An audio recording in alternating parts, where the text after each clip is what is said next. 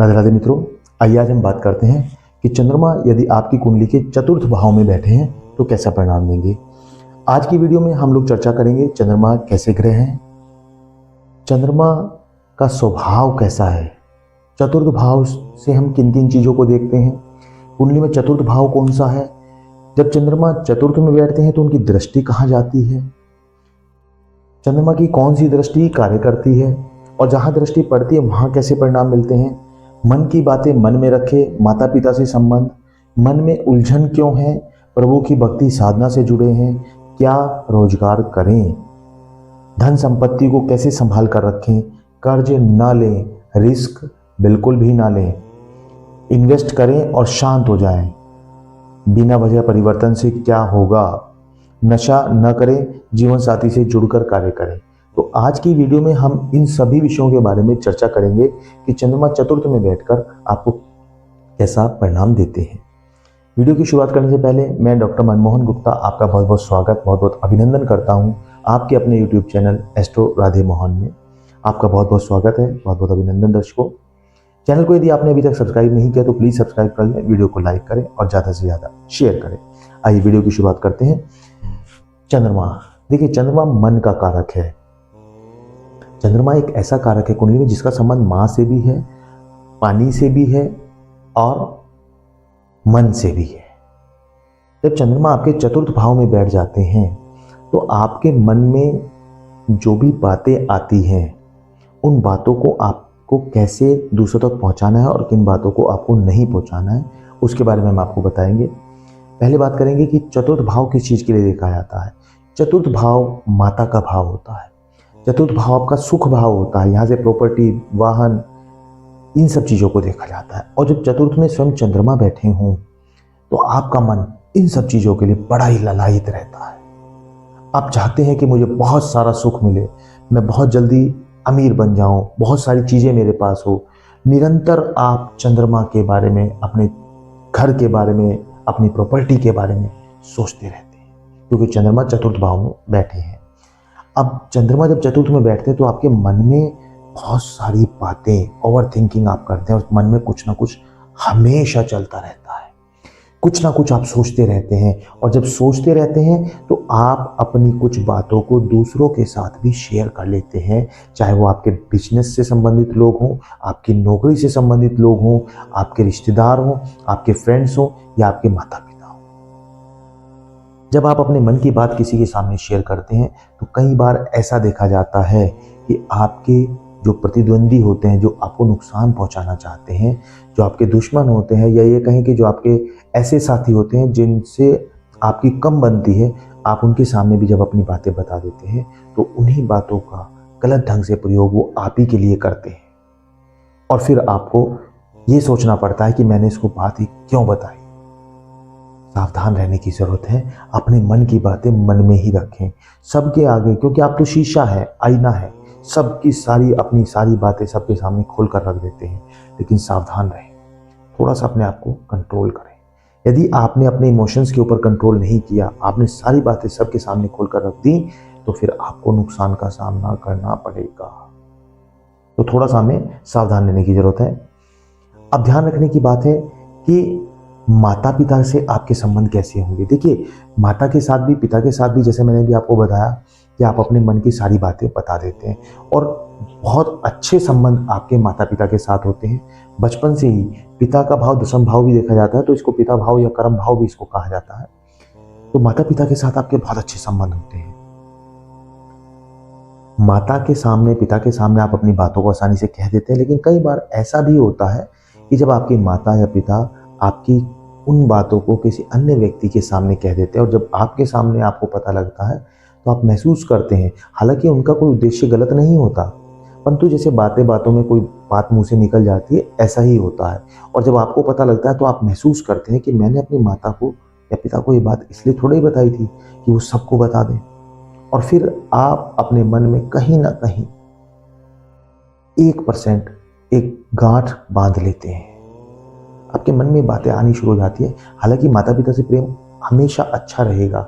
बचपन में आपका बहुत ज़्यादा सहयोग माता ने किया है, बहुत ज़्यादा माता से आपका लगाव है, आप माता पिता के प्रति बहुत चिंतित रहते हैं, परंतु फिर भी आप कहीं ना कहीं मन में सावधान हो जाते हैं और फिर आप अपने आप को मजबूत कर लेते हैं। अपने मन की बातें आप सबके सामने नहीं रखते, आप लोगों से मन की बातें छुपाना शुरू कर देते हैं। और यही फायदा चंद्रमा आपको देना चाहते हैं। चंद्रमा चाहते हैं कि आप अपने मन की बातों को मन में ही रखें, तभी आपको लाभ होगा। पर कई बार ऐसा भी देखा जाता है, जब चंद्रमा चतुर्थ भाव में बैठे हैं तो मन में एक अजीब सी उलझन आपके बनी रहती है। क्या कार्य करूं, कैसे करूं, मेरा कौन सा बिजनेस चलेगा, कौन सा नहीं चलेगा, नौकरी करूं, बिजनेस करूं। अजीब सी उलझन है, न जाने क्यों। आपको खुद नहीं पता कि मैं क्यों उलझन में हूं। कई बार इतना उलझन हो जाती है कि रात को नींद भी नहीं आती, टेंशन में हो जाते हैं, एंग्जाइटी हो जाती है, बड़े परेशान होते हैं। क्योंकि चतुर्थ का चंद्रमा आपके कर्म भाव को देखता है, तो आप अपने कार्य को लेकर बड़े चिंतित रहते हैं। अजीब सी उलझन आपके मन में रहती है। तो आपको जब भी उलझन बने किसी कार्य को लेकर, किसी लड़ाई झगड़े को लेकर, किसी बातचीत को लेकर, तो आपको क्या करना है, अपने आप को शांत कर लेना है, चुप हो जाना है, गुम हो जाना है। ऐसा करने से निश्चित ही आपकी जो उलझन है वो खत्म हो जाएगी। और हमेशा कोशिश करें कि आप प्रभु की भक्ति और साधना में जुड़े रहें। कोशिश करें मंदिर, पूजा, भजन, ये सब चीज़ों के साथ आप जुड़ें। वैसे आपका जुड़ाव बहुत ज़्यादा है, आप पहले से ही जुड़े रहते हैं। आप संगीत के साथ जुड़ना बड़ा पसंद करते हैं। संगीत एक बहुत अच्छी थेरेपी है अपने मन को शांत करने के लिए। आप ये थेरेपी भी फॉलो कर सकते हैं। धन संपत्ति, आपकी जो प्रॉपर्टी होगी, पैतृक संपत्ति होगी, निश्चित आपको मिलेगी। किसी भी प्रकार के लड़ाई झगड़े पचेड़े में आपको पड़ने की जरूरत नहीं है। आसानी से आपको आपकी प्रॉपर्टी मिल जाएगी। लेकिन भी है, लेकिन इसलिए हमने कहा कि आप उस प्रॉपर्टी को बचाएंगे या खो देंगे, ये आपके ऊपर डिपेंड करेगा। क्योंकि चतुर्थ में चंद्रमा बैठे हैं, वो आपको आपकी पैसे से भी कमाई हुई संपत्ति आपको देंगे, आपकी खुद की प्रॉपर्टी भी होगी, आपकी पैतृक संपत्ति भी आपको मिलेगी। लेकिन क्या आप उसे संभाल कर रख पाएंगे, ये आपके ऊपर डिपेंड है। आपको कहाँ खर्च करना है, कैसे खर्च करना है, क्योंकि आप रिस्क लेने से नहीं डरते हैं। सोचते हैं कोई बात नहीं, जो होगा देखा जाएगा। और कार्य क्षेत्र के लिए जब आप रिस्क लेते हैं, अपनी प्रॉपर्टी को बेच देते हैं, तो वहां से आपको नुकसान होना शुरू हो जाता है। आपको अपनी प्रॉपर्टी को बचाकर चलना है। प्रॉपर्टी के लिए कोई भी प्रॉपर्टी को बेचे नहीं, कोई भी कार्य के लिए कोई भी आप प्रॉपर्टी ना बेचें। यदि आपने प्रॉपर्टी बेची तो आपका ना वो कार्य ही बनेगा और ना आपके पास प्रॉपर्टी ही बचेगी। प्रॉपर्टी को बचाकर चलें, कर्ज ना लें। कर्ज कोशिश करें कि जितना कम से कम लें, क्योंकि हो सके तो ना लें, और जरूरत ही पड़ जाए तो बहुत कम लें और जल्दी से जल्दी उतारने की कोशिश करें। जीवन में आप रिस्क कार्य क्षेत्र के प्रति बिल्कुल ना लें, क्योंकि आपके अंदर एक चीज मन में रहती है, मैं बहुत जल्दी बड़ा बन जाऊं, रुपए पैसे मेरी जेब में है, जल्दीबाजी रहती है, बहुत जल्दीबाजी अपने कार्य को लेकर। इसी चक्कर में आप आज एक कार्य करेंगे, कल दूसरा कार्य बदल देंगे, तीसरा कार्य बदल देंगे, फिर चौथा कार्य बदल देंगे। क्यों जल्दी है भाई, धीमे धीमे चलो। जिस कार्य को कर रहे हो उसे मेहनत के साथ, लगन के साथ उसी कार्य में आगे बढ़ो, लाभ होगा। बहुत जल्दी जल्दी परिवर्तन आपके लिए ठीक नहीं है। आप नौकरी करते हैं तो नौकरी में भी बहुत जल्दी परिवर्तन मांगते हैं। आपका मन उब जाता है, आप सोचते हैं यार ये काम तो करके छक गए, इसमें कुछ भी नहीं मिला, लाभ नहीं हुआ, प्रॉफिट नहीं हुआ, छोड़ो दूसरा करते हैं। नहीं करना है। आप प्रॉपर्टी कोई खरीदी आपने और आपको लगता है हो इसके तो रेट ही नहीं बढ़ रहे हैं, ये तो मुझे नुकसान दे जाएगी, बड़ी जल्दी आप उस प्रॉपर्टी को बेच देते हैं। और प्रॉपर्टी को जब बेच देते हैं तो उसके बाद उसके रेट बढ़ जाते हैं। फिर आपको लगता है कि मैंने शायद गलत निर्णय ले लिया, मुझे प्रॉपर्टी नहीं बेचनी चाहिए, है ना। तो आपको थोड़ा सा सावधान रहने की जरूरत है। अपनी कौन सी प्रॉपर्टी बेचनी है, कौन सी नहीं बेचनी है, सावधान रहकर सोचें। आप जो भी प्रॉपर्टी अपने पास रखेंगे उन सभी के रेट बढ़ेंगे। थोड़ा सा प्रॉपर्टी खरीदें, इन्वेस्टमेंट करें और शांत हो जाएं, भूल जाएं। आप इसको बेच के दूसरों को खरीदेंगे, वहां पे भी फिर आप महसूस करेंगे मुझे नुकसान हो रहा है। उसको बेच के दूसरी खरीदेंगे, वहां भी सोचेंगे क्यों परिवर्तन करना है। जो खरीद लिया है उसको पड़ा रहने दो। कुछ 2-4 साल, 5 साल, 10 साल आपको ये लगता है कि उसके रेट नहीं बढ़े, लेकिन जब उसे आप लंबे समय तक के लिए छोड़ देंगे तो आपको बहुत अच्छा प्रॉफिट मिलेगा। चंद्रमा चतुर्थ भाव में है, वो कहते हैं कि आप लें और भूल जाएं, ज्यादा दिमाग उसमें ना उलझाएं। ज्यादा उलझाएंगे तो आप बार बार उन चीजों को सोचते रहेंगे। बहुत ज्यादा परिवर्तन आपके लिए अच्छा नहीं है। मैंने लिखा है बिना वजह का परिवर्तन करेंगे तो क्या होगा। बिना वजह का परिवर्तन आपने, जैसे मैंने प्रॉपर्टी में बताया, आपको बिजनेस में बताया, आपको नौकरी में बताया, बेवजह का परिवर्तन कि छोड़ो मैं तो यहाँ नौकरी नहीं करता, मुझे मजा नहीं आ रहा दूसरे को, ये कर तो लेंगे आप, लेकिन आपको नुकसान ही होगा, फायदा नहीं होगा। जब आप नौकरी छोड़ देंगे या व्यापार बदल देंगे या प्रॉपर्टी बेच देंगे, उसके बाद आप महसूस करेंगे कि मेरा निर्णय गलत था, मुझे ऐसा नहीं करना चाहिए था। परिवर्तन के लिए आपको बहुत ज़्यादा नहीं सोचना है, शांत रहें, धीमी धीमी गति से आगे बढ़ें। हर आदमी चाहता है कि मैं बहुत जल्दी अमीर बन जाऊं, लेकिन आपके पास तो कुछ ज़्यादा ही चलती है। अपने कार्य को चाहते हैं कि बहुत जल्दी तेज़ी से आगे बढ़ा लूँ, बहुत जल्दी आगे बढ़ जाऊं। सब कुछ होगा, धीमे धीमे चलें, शांत रहकर चलें, कर्ज ना लें, रिस्क ना लें। जैसे चल रहा है धीमे धीमे चलें और प्रभु की भक्ति के साथ जुड़े रहें। नशा आपको नहीं करना है। यदि आप किसी भी प्रकार का नशा करते हैं तो वो आपकी सेहत के लिए नहीं, बल्कि आपकी सेहत के साथ आपके घर परिवार, आपके अपने जीवन साथी के साथ भी संबंधों में व्यवधान उत्पन्न करेगा, लड़ाई झगड़ा पैदा करेगा। तो नशा आपको नहीं करना है, अन्यथा आपको सब तरह से नुकसान होगा। बिजनेस में भी, प्रॉपर्टी में भी, माता पिता के साथ लड़ाई झगड़ा, आपके जीवन साथी के साथ लड़ाई झगड़ा महसूस करेंगे। तो आपको नशा नहीं करना है। जीवन साथी से जुड़कर कार्य करें। क्या कार्य करें कि जो जीवन साथी से जुड़ा हो, यह हम आपको बताएंगे। अभी वीडियो बाकी है, खत्म नहीं है, पूरी वीडियो देखें। चैनल को यदि आपने सब्सक्राइब नहीं किया तो प्लीज़ सब्सक्राइब करें, वीडियो को लाइक करें और शेयर करें। अन्य ग्रहों के बारे में भी, जैसे चंद्रमा चतुर्थ में बैठकर परिणाम देते हैं, अन्य ग्रह भी परिणाम देते हैं। अलग अलग ग्रहों के बारे में हमने वीडियो बनाई हुई है। वीडियो का लिंक आपको डिस्क्रिप्शन में मिल जाएगा। प्लेलिस्ट पर जाकर आप चैनल की सभी वीडियोस देख सकते हैं।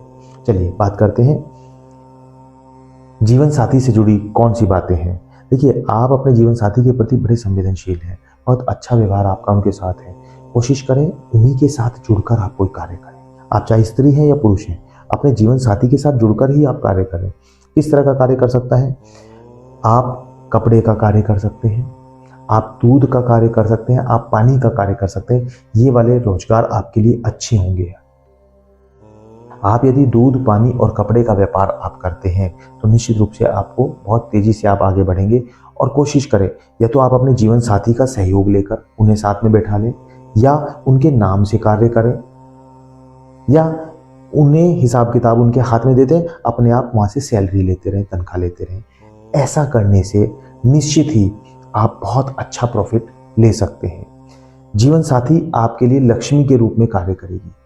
आप अगर पुरुष हैं तो आप जीवन संगिनी जो आपकी है उनको साथ में जोड़कर कार्य करें। अगर आप स्त्री हैं और आप कोई कार्य करना चाहते हैं तो अपने जीवन साथी, अपने पति को साथ में जोड़कर कार्य करें। निश्चित ही आप लाभ महसूस करेंगे। और चंद्रमा यदि चतुर्थ भाव में बैठकर अच्छे परिणाम नहीं दे रहा है तो आप कोशिश करें ओम सोम सोमाय नमः का जाप आप निरंतर करें। सोमवार के दिन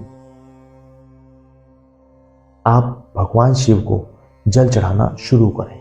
दूध और जल दोनों भगवान शिव को अर्पित करें। भगवान शिव को बेलपत्री अर्पित करें। भगवान शिव को कुछ भी पैसे, जो भी आपकी श्रद्धा है, वो जरूर चढ़ाएं। ऐसा करने से निश्चित रूप से आपको चंद्रमा अच्छे परिणाम देगा। और अपने कार्य में किसी में भी जल्दबाजी ना करें, निर्णय बहुत जल्दबाजी में ना लें, घमंड ना करें, अपने आप को शांत रखें, परिवर्तन पर विश्वास ना करें, धीमी गति से आगे बढ़ें। निश्चित ही आप बहुत ज़्यादा प्रॉफिट लेने वाले हैं। वीडियो आपको कैसी लगी हमें कमेंट में जरूर बताएं। आपके किस पड़ाव पर आपको नुकसान हुआ है, किस पड़ाव पर आपको फायदा हुआ है, हमें कमेंट में यह भी बताएं। वीडियो आपसे कितने % कोरिलेट करती है यह भी बताएं। और चैनल को यदि आपने अभी तक सब्सक्राइब नहीं किया तो प्लीज़ सब्सक्राइब करें, वीडियो को लाइक करें, ज़्यादा से ज़्यादा शेयर। बहुत बहुत धन्यवाद। राधे राधे मित्रों।